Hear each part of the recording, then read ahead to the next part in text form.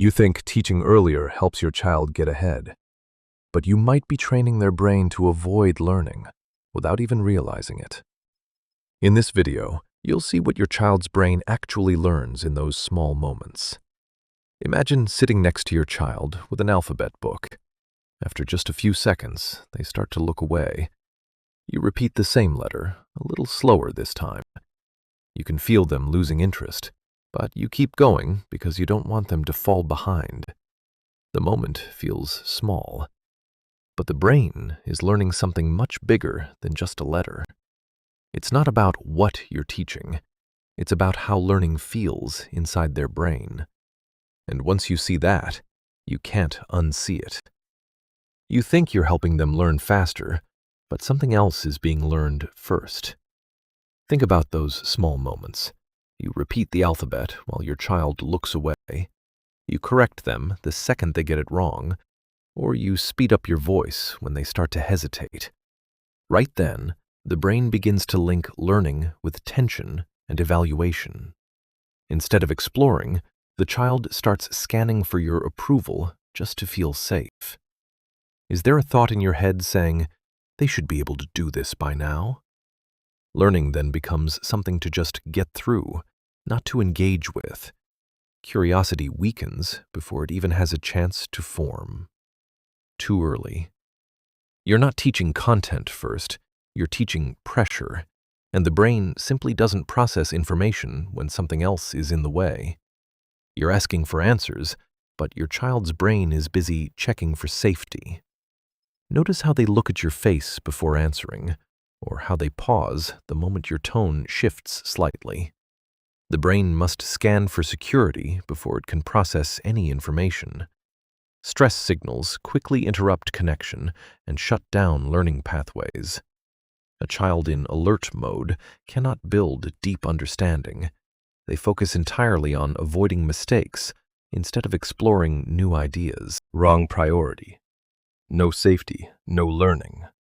So if it's not content first, what actually builds the brain? It doesn't look productive, but the brain is building faster here than anywhere else. It happens when you respond, when they point at something random. You follow their attention instead of redirecting it, or you laugh at sounds that make no sense. These serve and return interactions multiply neural connections rapidly. Multiple brain systems activate together to build a lasting foundation. Does this look like learning to you? Without connection, learning stays shallow and fragile. Information simply doesn't integrate for the long term. Invisible. Connection is not an extra, it is the system, and nothing strengthens that system like what comes next. You're trying to make it easier, but the brain is learning to avoid hard things. Think about when your child struggles with a toy and starts to feel upset. You step in quickly or distract them to stop the discomfort. In that moment, the brain never completes its natural emotional cycle. It learns to escape instead of finding a way through the challenge. This leads to a lower tolerance for difficulty over time. They begin to quit more often whenever things feel complicated. Escape. Relief is not the same as growth, and this shows up most clearly in emotional moments. You're asking for calm, but their brain is offline. Think of the moments when your child cries, screams, or completely shuts down. You tell them to calm down or try to explain the situation logically, but the emotional brain has already overridden the rational brain. Logic becomes temporarily inaccessible to them. Have you ever wondered, why won't they just listen? This repeated mismatch only builds more dysregulation over time. The child doesn't learn self-control. They only learn reaction patterns. Offline. Regulation is taught through support, not demand. And there's one more layer most parents completely miss. You see chaos, but the brain sees construction. Think of when your child runs, climbs, spins, or touches everything in sight.